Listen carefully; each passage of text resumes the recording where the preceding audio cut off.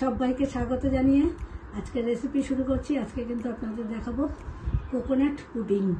এখানে কোকোনাট পুডিংয়ের জন্য নিয়েছি এরকম ডাব নারকেল, অর্ধেকটা পেস্ট করে একদম মালাইয়ের মতো হয়ে গেছে দেখুন। আর নিয়েছি 2 চামচ কর্নফ্লাওয়ার, আর নিয়েছি 2 চামচ চিনি, গুঁড়ো করা চিনি আর কি। বাকিটা কিচেনে করতে করতে রেখে দিচ্ছি। পেস্টটা একটুখানি হালকা গরম জল দিয়ে আমি একটুখানি পাতলা করে নিলাম, যাতে কড়াইতে দেওয়ার সাথে সাথে ফুটে না যায়। আঁচটা আমি কিন্তু একদম সিমে রেখেছি।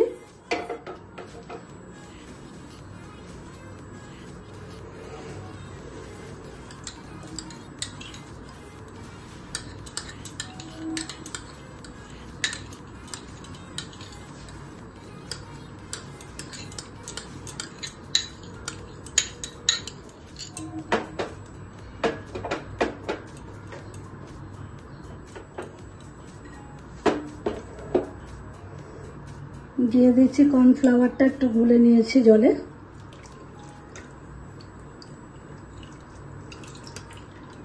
দিয়ে দিচ্ছি গুঁড়ো করা চিনি। আবার সবগুলো একসাথে নাড়তে থাকবো।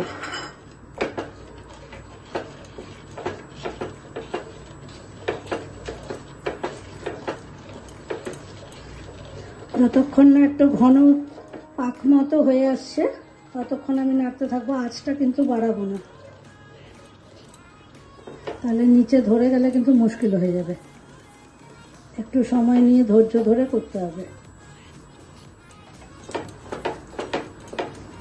আস্তে আস্তে ঘন হয়ে যাচ্ছে কিন্তু, দেখতেই পাচ্ছেন।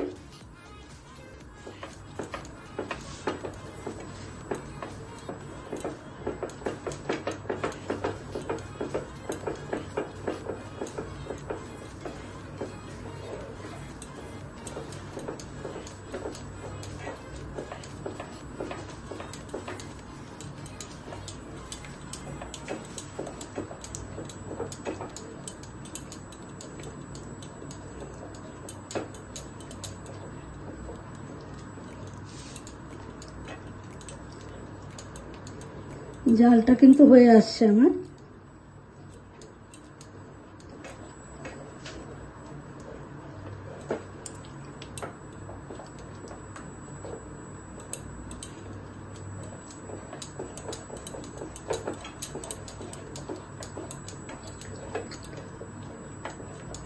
আজ কিন্তু আমি বাড়াইনি, দেখতেই পাচ্ছেন, কিন্তু আমার কিন্তু দুটো হাতে আটকানো।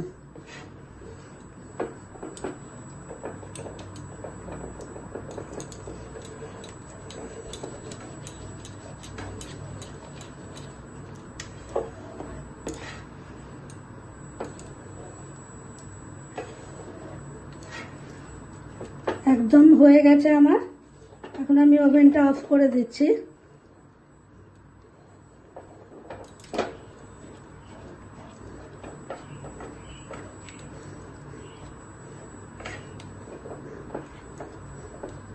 এর পরের স্টেপটা আবার টেবিলে দেখাচ্ছি।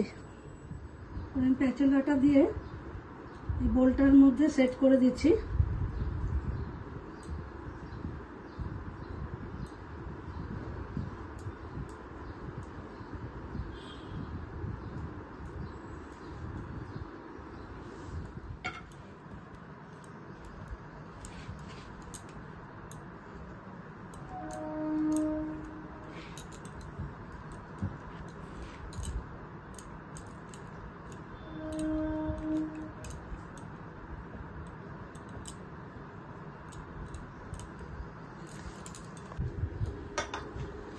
এটাকে ঠান্ডা করে নিয়ে 2 ঘন্টার জন্য ফ্রিজে রেখে দিচ্ছি ঢাকা দিয়ে।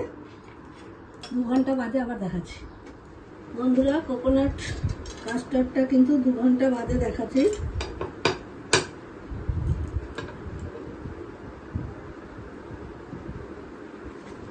দেখুন কি সুন্দর জমে গেছে। এটা একটু গার্নিশিং করে তারপর আপনাদের সামনে সার্ভ করছি। আমি টুটি ফুটি দিয়ে গার্নিশিংটা করব।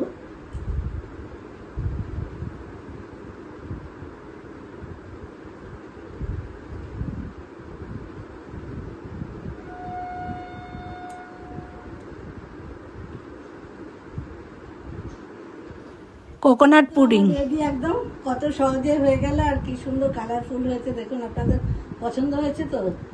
আপনাদের যাতে ভালো লাগে আপ্রাণ চেষ্টা করি, তারপরে কি হচ্ছে জানি না। তো এরকম বাড়িতে খাওয়ান বাচ্চাদের, এইভাবে কাস্টার্ড করে সবাই মজাসে খাবে। আর সাইড দিয়ে চাকু দিয়ে পিস পিস করুন, সবাই মিলেমিশে খান। আমি আর এটা পিস করে দেখালাম না, সৌন্দর্যটাই নষ্ট হয়ে যাবে। তো এরকম বানান, খান, খেয়ে ভালো লাগবে। কিন্তু চ্যানেলটা অবশ্যই সাবস্ক্রাইব করবেন, নিজেরা তৈরি করবেন, খাবেন, কিভাবে এনজয় করলেন কমেন্ট বক্সে জানাবেন। টাটা।